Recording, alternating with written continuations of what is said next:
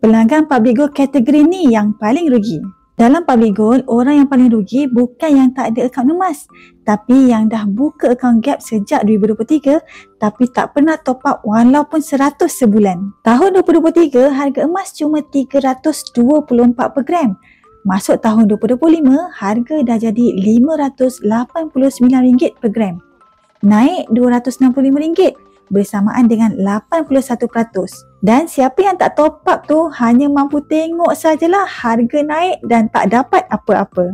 Tapi yang konsisten RM100 setiap bulan, total yang disimpan cuma RM2,400 dalam 24 bulan. Hari ni nilai emas dia dah jadi sekitar RM3,360. Modal RM2,400 jadi RM3,360. Rahsianya bukan duit yang banyak. Rahsianya hanyalah konsisten sikit-sikit. RM100 pun cukup setiap bulan untuk pastikan kita ada simpanan yang kekal, tidak bocor, tidak terkesan inflasi, malah benar-benar menguntungkan. Jadi, akaun GAP tu jangan tinggal sampai berhabuk.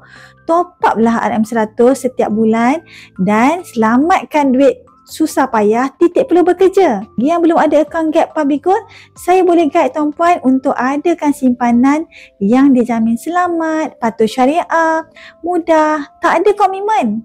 PM untuk saya bantu sebaiknya.